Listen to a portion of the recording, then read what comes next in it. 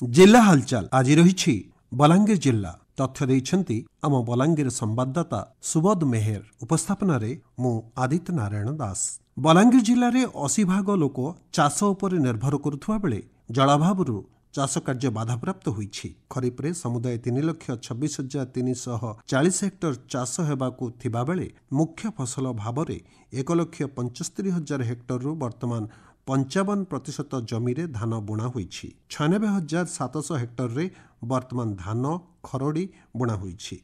जिले में चाष कार्यर वर्तमान स्थिति संपर्क में अधिक तथ्य देइछंती जिला मुख्य कृषि अधिकारी बाबुली चरण सेठी। खरीफ 2025 आमर 3,26,340 हेक्टर प्रोग्राम करा जायछि, जोथिरे कि आमर मुख्य फसल धान हिसाब रे 1,75,830 हेक्टर धान चाष होवा कथा और सेकेंड मुख्य फसल हिसाब रे कपा जोड़ा कि 71,270 हेक्टर होवा कथा। आ ए जो वर्षा आमर टिके स्पोराडिक होउछि आ कम होउछि, सेहि जुगु आमर कपा मका इति भलो होइछि। जोड़ा 71,270 हेक्टर कपा होवा कथा ऑलरेडी कपा बुणा हो जायछि। आ धान कथा यदि कहबा आम 1,75,830 हेक्टर धान इठी चाष करिया कथा, जो कि प्राय 55 भाग अर्थात 96,700 हेक्टर धान इठी खरड़ी बुणा करा जाए। लोक माने सब धान बुणाबुणी करि दैछथि।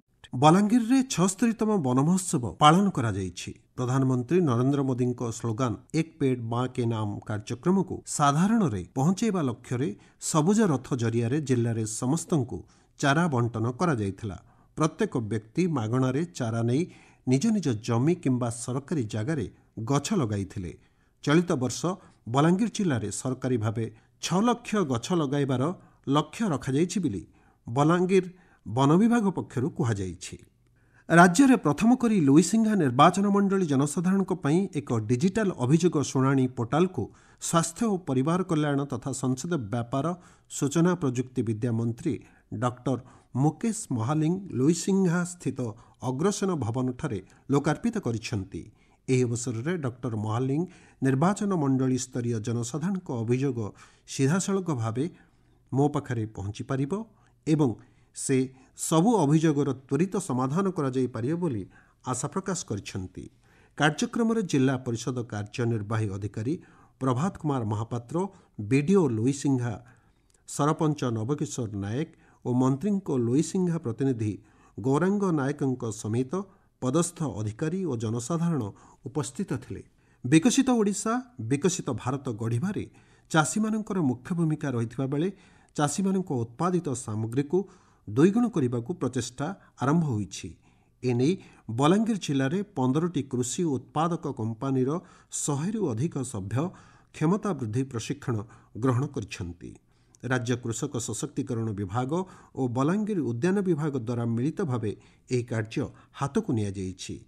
यार उद्देश्य हेउछि कृषि उत्पादक कंपानी गुड़िकर उत्तम परिचालना, व्यवसाय विकास एवं बजार सह जोगाजोग क्षमता को वृद्धि करने। एथिलागी अनुष्ठित कार्यक्रम को नाबार्ड बलांगीर जिला विकास प्रबंधक डॉक्टर विवेक कुमार नायक उद्घाटन करथिले। बलांगीर जिल्लारू 50 जन प्रतिभागी एही प्रशिक्षण रे अंशग्रहण करथिले। एही दक्षता वृद्धि प्रशिक्षण शिविर रे नाबार्डर डॉक्टर विवेक कुमार नायक, विकास पल्ली प्रमुख प्रशिक्षण देइथिले। बलांगीर जिलार भीमभोई मेडिकल कॉलेज हॉस्पिटल सम्मेलनी कक्षठारे गोष्ठी स्वास्थ्य अधिकारी सह एक आलोचना चक्र रे स्वास्थ्य और परिवार कल्याण मंत्री डॉक्टर मुकेश महालिंग मुख्य अतिथि भाव जोग देइथिले। से प्रचलित स्वास्थ्य सेवा क्षेत्र में केंद्र और राज्य सरकार पदक्षेप एवं प्रति गाँव में स्वास्थ्य सेवा जेपरी पहुंची पारिबो से संपर्क में सूचना देइथिले। स्वास्थ्य अधिकारी माननकु सेमाने कार्य करुथबा गोष्ठी केन्द्रर सामग्रिक कार्यकलाप और सुविधा असुविधा संपर्क में मंत्री पचारि बुझिथिले। बलांगीर सांबादिक भवन ठारे सृजन सलिता नवनीता पक्षरु युव लेखक समावेश पल्लवन अनुष्ठित हो जाइछि। राजेश झांकर अध्यक्षतार अनुष्ठित कार्यक्रम में मुख्य अतिथि भाव बरगड़ लोकसभा सांसद प्रदीप पुरोहित जोगदे साहित्य सबु समय समाज को उत्तम दिग्दर्शन देवा सह स्वाधीनता संग्राम हेउ कि अन्य जेकोसी आंदोलन हेउ तो मुख्य भूमिका ग्रहण करिथाय बोली प्रकाश करथिले। सम्मानित अतिथि भाव में सामाजिक कर्मी सरोज महांती और साहित्यिक वासुदेव सुनानी जोगदे साहित्य सबुबले चिरंतन सत्य उपरे आधारित बोली कहिथिले। जिला हालचाल प्रसारण आज एतिकरे शेष होला। आसंता काली जिला हालचाल रे आपण माने सुनि परिबे बौद्ध जिला संपर्क करे।